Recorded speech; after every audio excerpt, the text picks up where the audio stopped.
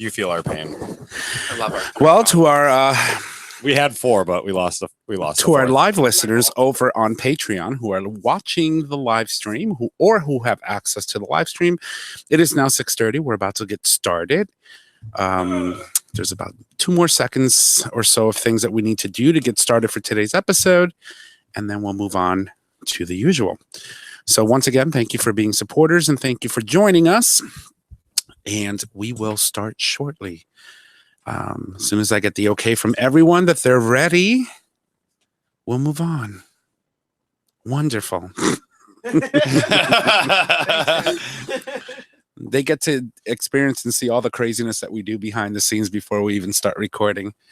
And it's just us wanting to threatening to cut each other. That's pretty much what happens the entire time. Yes, the guy driving this Lexus in this commercial is pretty cute. Is he a horse face? No. Trish was filled in with what horse face means. okay. This is super excited for those who are listening right now. So we are ready. You guys ready? Are we ready? Well, I just want to say to our Patreons or anyone that's watching on the live stream video, you're only going to be seeing the first half of the show only because we're going to need the one camera we have for our guest tonight. So you'll be able to listen to that conversation and also that interview via audio when we publish the episode tonight or on digitalstreamradio.com. You should be looking at what our guest looks like for the second half anyway. You'd rather look at him than us. Pretty much. All right. So we're ready in 3, 2. Never enough. Never enough. What the hell are you doing, Trish? I'm living my fucking life.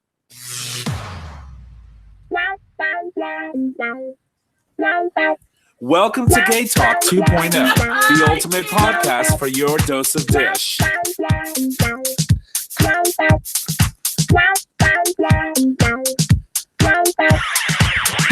Welcome back, ladies and gentlemen, to the karaoke version of GayTalk 2.0, the ultimate podcast, streaming live on Digital Stream Radio and also via video for our Patreon subscribers. We're super excited about that. And you can listen live every Monday at 6:30-ish p.m. Eastern Standard Time by visiting digitalstreamradio.com. On today's show, we are super excited to welcome Matthew Olson, and I didn't even know we were supposed to use his name or not, but oh well, it's out there, aka the shirtless violinist. His musical creation His musical creations, along with his video, leaves little to the imagination, yet brings loads of emotion with each note and score. We will chat with him on the Now, second. when you say loads, I mean lots, like plenty, like a lot. She's so nasty. Ooh, she must have had a good weekend. She came back, speaking of loads. But anyway. Or a dry weekend. That too. So we'll chat with him on the second half of the show. Super excited. That won't be a video version of that. It won't be possible because we only have one cam and we need it to be able to have a conversation with him. So my name is Tom. I'm your host and I'm here with my 2 great friends who always sit with me around this table, starting with the first one. hey y'all, Nick or Trish. And Good to be with you guys. It's Chris. And welcome you all to The Dish. All right. So first of all, before we keep going, because our live streaming via video, now people can see who's with us and who's not. We have a guest in studio who will not be joining us on the mic, but nonetheless, he's here. He's a good friend of ours. He's actually Chris's roommate. I know him. We won't say his name, but I'll give you a clue. Almost every Spanish person has this name on earth. Hector. Oh, God. She's nasty. Juan. Good try, girls. Good try. Actually, people, this girl, and you know what? This is the best because I'm not going to say her name, but she listens to the show. And she's like, don't you tell him I said that. She was like, are you going to move into your new place with Juan? And I was like, with who? With who? With who? Juan. And she's like, do not tell him that I thought his name was Juan. Oops, cat's out of the bag now. I was like, that's racist. Well, I mean, how many months was it till you realized it was Jose? Ooh. Oh, she threw it out there. All right. So everybody, this is Jose. Hi, Jose, and thank you. Ooh. So I will say this: Jose has been You to the smell house. that? Mhm. I smell a lawsuit. We're gonna be able to pay our rent now. Wait, hold on. Chris is This suing was his a own s- goddamn company. This was a setup. I feel like we were set up. He moved to the ghetto of Brantford and he can't pay his rent. I can't. Oh. But either way, no. Jose is a really good friend of ours. Jose has been to my home many times. He's been here many times. But this is the first time that he gets to sit around and listen in while we do our show and talk all the bullshit that we do throughout the day. And we talk about important stories, but for the most part, Mainly, we talk about Jose's dick. yeah. Wow, left field. Anyway, Not for me, but maybe for you. being that we've already started drinking and we're like, You can blame my roommate for that. clearly we're already in here and out there. See how I said roommate? I still have in my head, don't say his name. Don't say his name. Trish well. made it about 28 seconds into the episode. Yeah, too late. That wasn't in my head. We'll call her Paul Yeah, exactly. for the episode. Exactly. Oh, and irony, same name. For the fuck up with Paul. Oh, yeah. All right. But anyway, so we've got some delicious cocktails and this is very dark and fabulous. So And Christopher, stormy. why don't you tell us, first of all, why you picked this cocktail and then tell us about the cocktail and what's in it. Well, I was really thinking about what New England was forecasted to be for the past month and a half, and every day pretty much said storms. Storm, storm, storm, storm, storm. Luckily, well, some of New England got fucked, but we weren't too bad. Like, we would have cloudy days and it'd get a little rainy, but then it'd clear up and we'd have nice days. But this weekend, it was pretty dark out and it was pretty fucking stormy.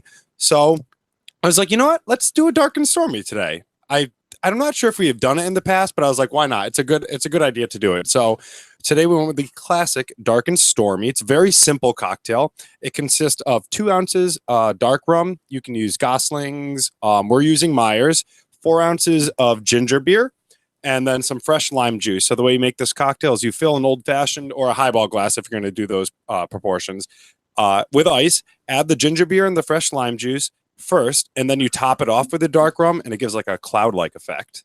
It does, and it looks very nice, dark and stormy. And before you stir it, you have the ginger beer on the bottom, and the dark rum will actually float. So that's what makes it look like the storm. And then you garnish it with a lime wheel, and if you're being really fancy, I've had it before with a slice of candied ginger.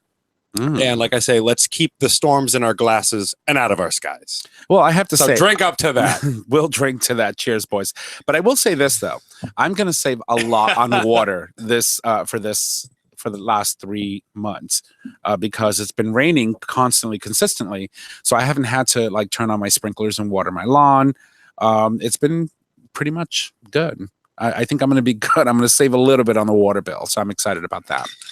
I have one question. Yes. How is this cocktail healthy for you, Christopher? Yes. Tell us. Well, ginger is good for your digestion. Mm-hmm. So, So Yep. it's delicious. nutritious, Yeah, and it'll help you poop. absolutely. Well, it'll help you digest. And The pooping comes later, but Another- it'll help you digest. It'll get you ready for pooping. It'll prep the poop. don't forget the squatty Absolutely. potty. And that'll take it home. Yeah. And furthermore, because it's dark and stormy and we're keeping the storms in our cup and not in our skies, that means the sun is out, you're getting exposed to the sun and you're getting vitamin D. See, it's even Everybody healthier. loves that vitamin D. You set her up for that one. So anyway, so that's our cocktail for today. Christopher, thank you for that wonderful rendition of just fabulous, just delicious cocktail. So, and Yeah. I'm holding something in my hand. You brought this in. Yes. What is it? Tell us about it. We went to this singing lady today. We're not sponsored by whoever this is, but Trish knows. Go show it. Go show our listeners. Go Vanna show our White, everybody. listeners. That's right. Only Hispanic white, right there. Vanna Whitish. Vanna Whitish. Vanna White. So we go to the singing lady today. It's a liquor store in Brantford. Trish knows. Awesome there. It's like a local place. They're really cool. So I put a bottle of Tito's down because that's usually what we guzzle here. And as I'm going to pay, she just hands it to me. Says, "Same thing. It's cheaper." I was like, "All right." I don't know if it's Rue or New. I'm watching. So we're on like a 10-second or 10 something reaction or delay. So when he went over to present the bottle, it came into my screen. I just saw it now, and he was just very pretty. Like, so it's apparently it's the same distillery as Tito's, but where Tito's, it's shipped from this distillery to Austin for Tito's. This is shipped to Dallas and it's distilled. The final stage of distillment, whatever, English, cursive, is in a better container for the vodka. So she claims it's a cleaner vodka than Tito's. And I mean, that's not that hard because Tito's has got a fucking bite. But it's the same thing. It's gluten-free. It's 100% corn mash. Which means if it's gluten-free, it's healthy for digestion. So we're here for your health, people. That's the only reason I do this. I want to make sure you're nice and healthy out there, but drunk at the same time. So cheers. Evil. Yeah. So a quick shout out to Mama Kim, who's watching us on live stream. Hi, video. Kim. We love our pride flags you made us still. Yes, and she can see it. Actually, she said that she saw it out of the corner of her eye the last time she was watching the live stream. So we promise that we will find a more prominent space for it. Right now, it's just hanging on this side of the wall, but we're redecorating and redoing a lot of things. We're putting in rainbow ceiling tiles. Yes, according to Nick. Yeah, that's going to happen. Can't wait. So we'll GayTalk probably find card. a nice little space on this corner of the wall over here where you can see it and everybody can see that it's a rainbow because Trish loves rainbows. And but that being said, yes, thank you so much for making them and for sending them to us. So we've got some stories that we want to cover. We should jump right in because we do have a guest today that we're going to bring back after the show, or excuse me, after the second half of the show. So we're not going to talk about our weekends? I was waiting for that. Do you want to talk about? I want to talk about the zucchini. Okay, all right, he's got to talk about his zucchini. So go. So you did get it in. I told you. Sort of. So a zucchini kind of counts. Yeah, I mean, like I did not get it in with any human being. However, veggies, man, they're good for you. They're healthy for you. I don't. I almost choked on my cocktail. So I had to go to a wedding this weekend. Her. I had to go to a wedding this weekend up in Mass. I was there for the entire weekend. I left on Thursday, came back on Sunday, and I get to my friend's house, and the biggest zucchini I have ever seen was sitting on the deck. It was sitting on the table on the deck. He did not deserve. He was bigger than a name, so I just kept on bringing up the zucchini, and then that night at the night of the wedding, me and my friend got a little tipsy, and we get home, and he's like, "I'm going to carve this into a cock for you." Oh my god! Can we call it Dixie Normus? Yeah, that's fine. I mean, it is a drag queen name from a local queen here, but that's okay. We'll call your zucchini Dixie Normus. So Dixie Normus was being carved into a penis for me, and then my friend got a little tired or overwhelmed carving it and just started chopping at it with the knife. Oh my god! Now this day, the zucchini is still like massive. It's in my Snapchat story. I have saved the videos. I can share them with people if they want it. However, I wake up the next morning and the zucchini is just sitting outside my bedroom door. I literally open it and it's just sitting there, and I literally lost it. So I bring the zucchini, I put it back on the kitchen counter, and then I go out to get coffee for everybody. I get back to the house. I'm walking around the corner and up the stairs. And where's the zucchini? It's in front of the door. The zucchini is following me around. It's desperate to get inside. I then go take a shower. And I know as soon as I open that door after that shower, guess who's there? Dixie Normus is just laying outside the fucking bathroom door. And I'm like, I'm literally being stalked by the zucchini. And literally all I can hear is my friends laughing in the house, like downstairs. They're just like laughing hysterically. So I got a chance to watch a Snapchat story this morning. And I said to myself, man, I'm out. I should go buy a massive zucchini. Just put it on my front door. Hilarious. And just leave it there. And then he would have just been like, what the fuck? This thing is following me around. That would have been so fucking funny. So it's funny because one of the guy that I'm sort of hanging out with or seeing or whatnot, he sent me a picture today, and it literally was cucumber, zucchinis, and squash. And he's like, "Hey, I'm just shopping for a side piece. Any preferences?" That's amazing. So I texted my friends last night, I was like, hey, I'm really feeling like I miss my zucchini. And they send me a picture of the zucchini in my bed at their house, but they cut a hole in the zucchini, put a cigarette in it like it had a mouth, laid a dildo next to it, and their response was, the zucchini has moved on. This is why I love them. That is amazing. I could not. I'm like, literally. So I went there for a wedding, but it was all about the zucchini. That's so freaking funny. Crazy people, I'm telling you. There was definitely foreshadowing to that because on Friday when I was working, this girl I work with said, you have to see this fucking cucumber that I grew. And it was like bigger than a Coke bottle. Do you still have said cucumber? Okay, so you need to like work on your references. This right? was a 2-liter bottle of Coke. Oh, Was it that thick too? Oh, yeah. Never mind. Oh, Trish. Oh, yeah. Oh, yeah. Like we said earlier, mouth guard, Dr. G, girl. I'm going to have to come see you very soon. Mouth guard. Oh, Lord have mercy. Okay. Well, with that being said, zucchini and all, Dixie Normus has made it to the Dixie Hall of Fame. We're going to have to probably put a picture of Dixie Normus on our wall now. Actually, that would be great. Yeah. Even though, like, what I'm picturing is like, because you said they went at it, like, hacking at it. It's like, I feel like they had a botched circumcision, and it's like, come back in a week and we'll finish it, like, kind of thing. Like, I feel like it's probably not that pretty. Maybe I'll put the picture of the zucchini who's moved on in the post today. That is what I want to see. That's the picture I want to see. Not as the feature image. No, but we'll probably have to like I don't know. Or maybe you can Photoshop glare out the dildo. Why? I don't know. I was thinking you could Photoshop the bow of his violin out and have him playing the violin with the zucchini. Okay. All right. That's enough about my zucchini. Okay. You're supposed to keep us on track, Tom. I'm trying, but you guys are all zucchini'd out. I just don't know. Shall we jump into stories? I really don't want to talk about my weekend because it was very uneventful. I'm like jonesing for something like, I need the Royals.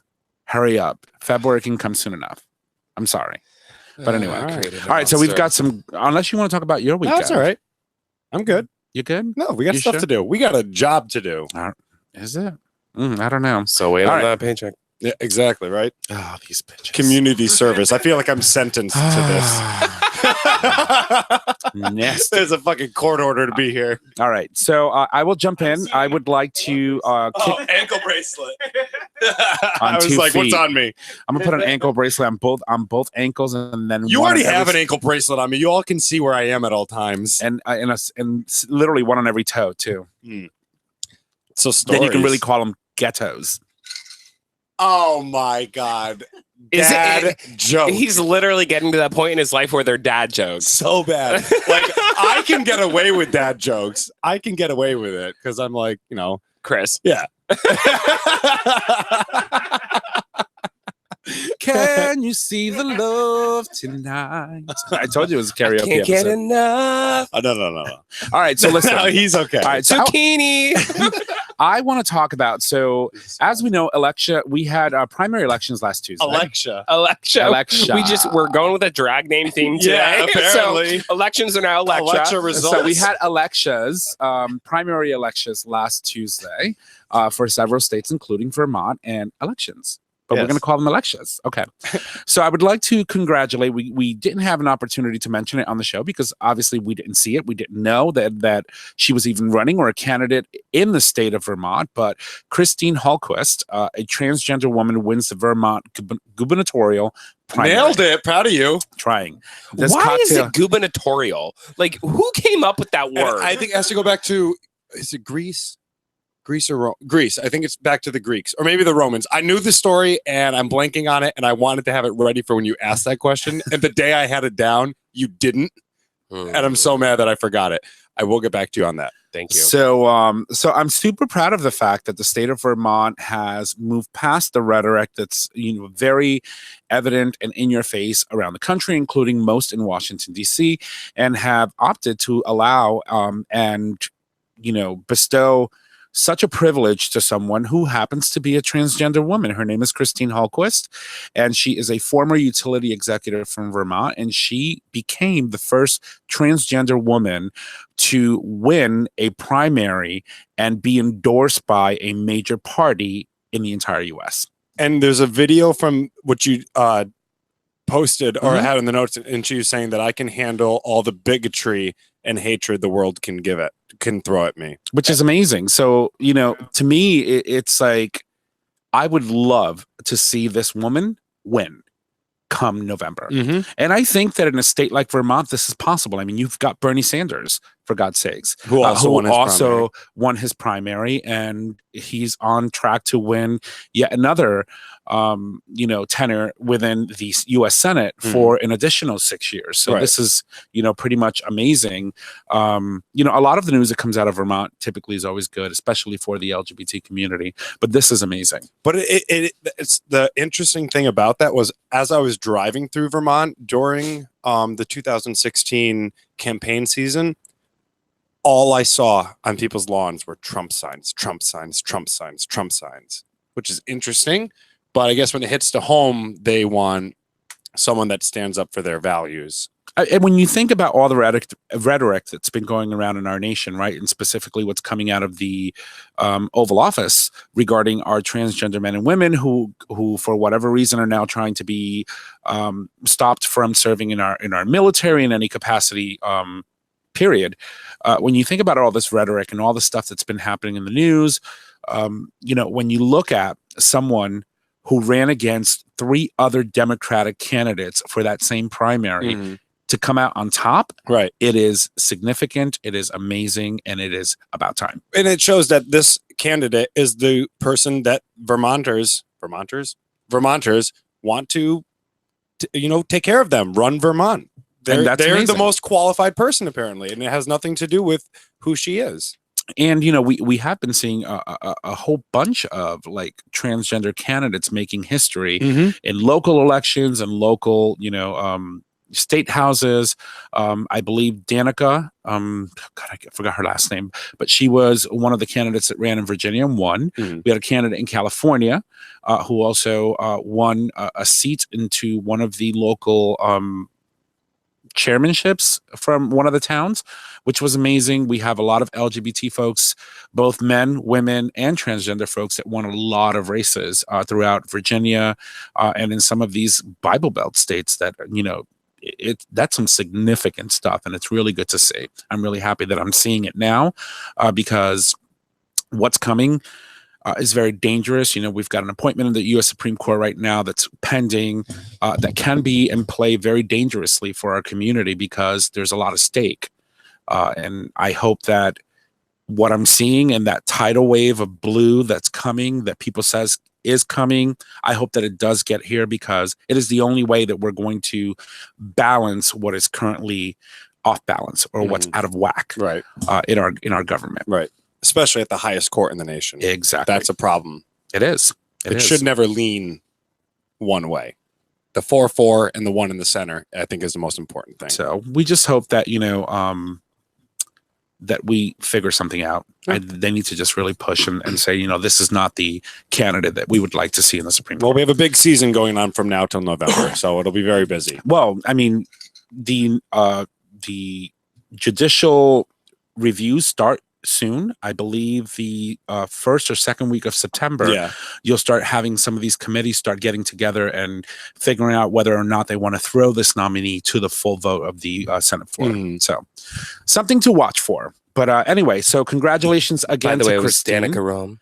Danica Rome. Thank you, Trish. Danica Rome. I'm just fact checking today. So congratulations to Christine Hallquist. And moving on. So my boys have some stories as well. Go for it, boys. You started off. Oh my God, I'm not prepared. I know. I was actually looking at a different story, but anyway, fine. I'll talk about Russia. Because I'll follow up.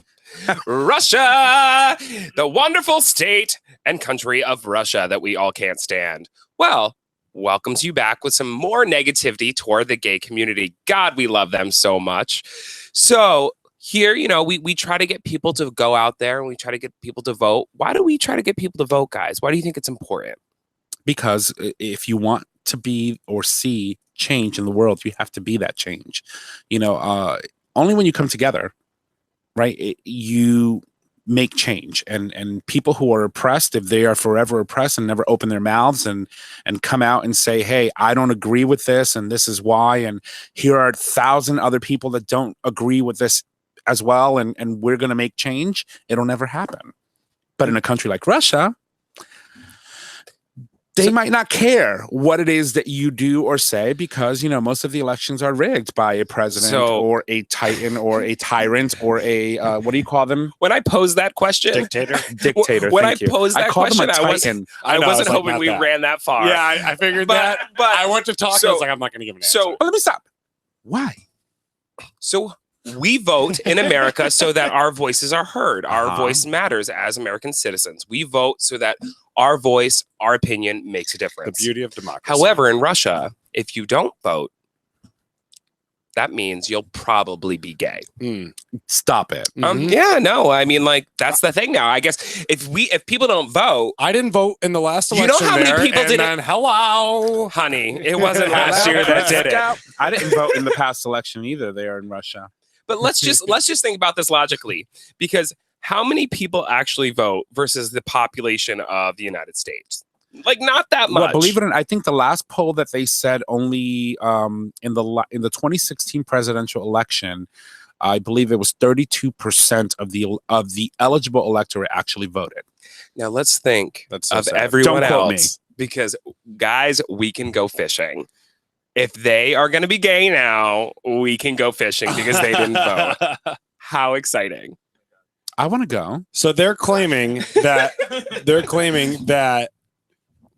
if you do not vote, you are going to become gay. Yeah, so they release. So here, back to the actual story. I was on a tangent, but if they released a video that basically shows two men arguing about elections.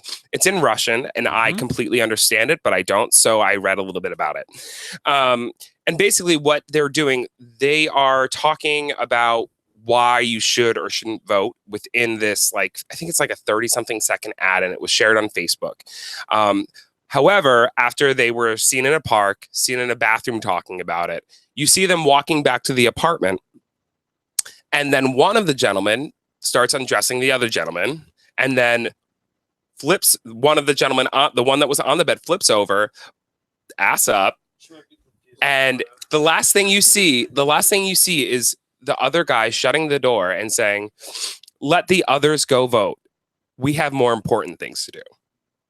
Wait a minute. Not only is he slamming the community, the gay community, because we're not smart enough or in tuned enough to get out there and vote, but he's saying only gay people don't vote. Only gay people don't care. If you don't vote, you're clearly a gay man. Mm-hmm.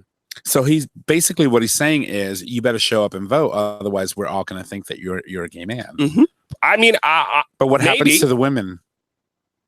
It has nothing about women in this ad, so I cannot speak to you about that.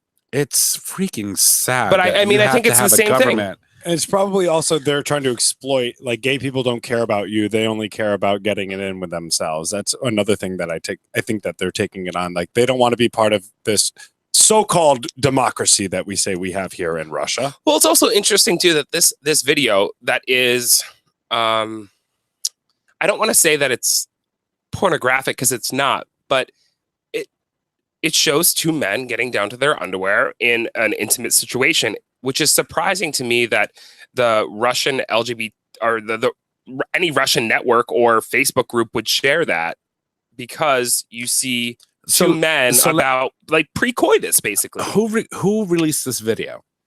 I mean, I'm not saying, is it a private organization or was it the government's initiative to do this?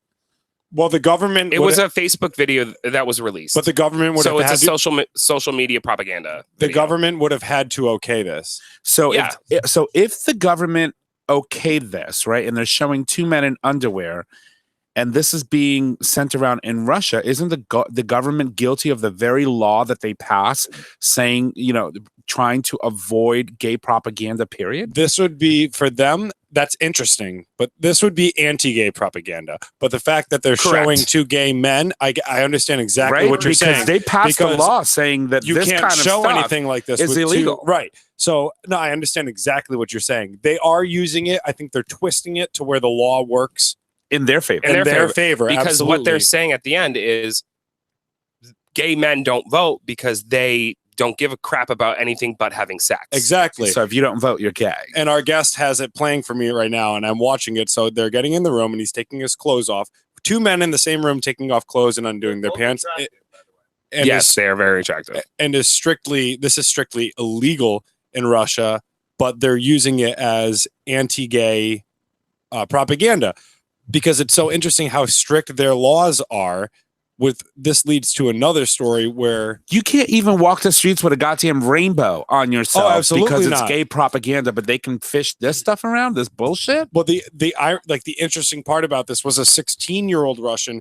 He was arrested in July for uploading images to a Russian social media site.